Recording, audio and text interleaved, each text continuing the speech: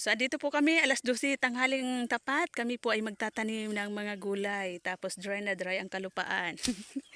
Ito pa ang makabagong teknik.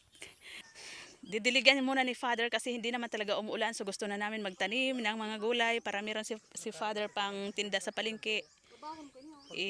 Didiligan niya muna.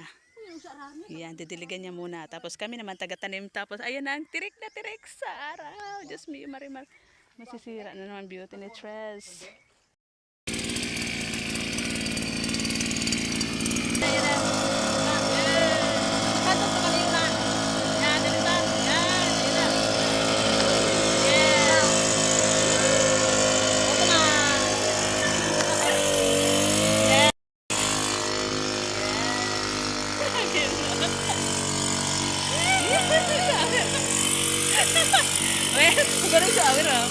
Yes, I love it. Wow. Pala yun. Pa? Pagkira ito, Bes. Pagkira ito.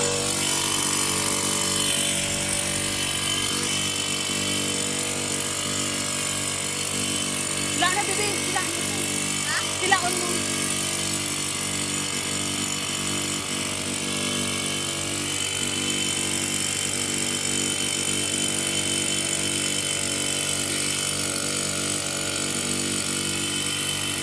Ayos. Wag lang mag-overheat.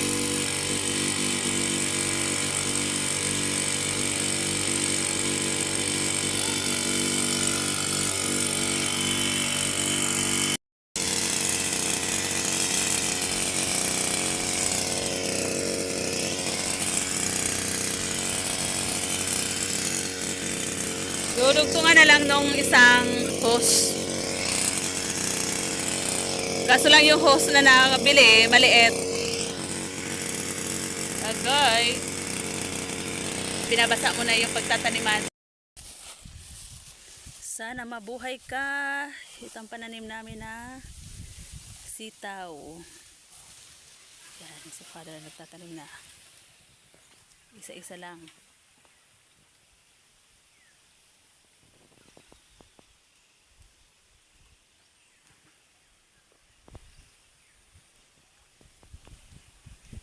Si Bunso yung naglalagay ng fertilizer.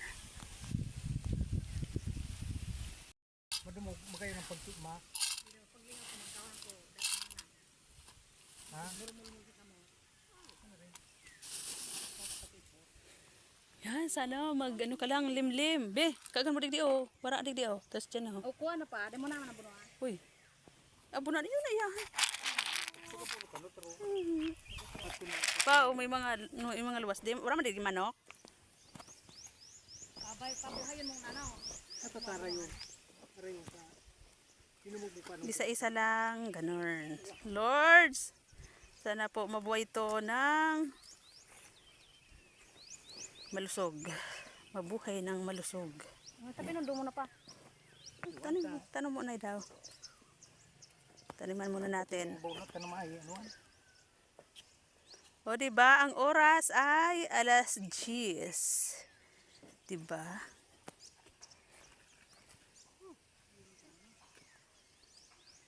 Ako din ang ikasiring mo na ano. Sitaw guys, yung itatanim, inilipat na kasi namin dito yung, di ba, yung doon sa aming White House na mga pananim, mga taniman ng sitaw. Kukunin yun na mga kahoy na naka linya doon. Anong tawag doon? yung paralis. Paralis ba yung tawag doon? Yung dito, ililipat dito. Ililipat na kasi yung aming mga tanim doon. Dito na kami magtataniman sa pangalawang lupain. Kasi dito kasi maganda kasi malapit sa ilog. Ito ang kinaganda. Kaya ito mag ano daw dito si Father ng bahay kubo.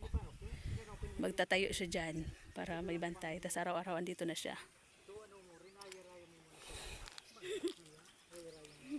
Ayan. So ito muna. Abangan natin pag nabuhay na kasi meron si Father na hindi na si Father mahirapan magdilig.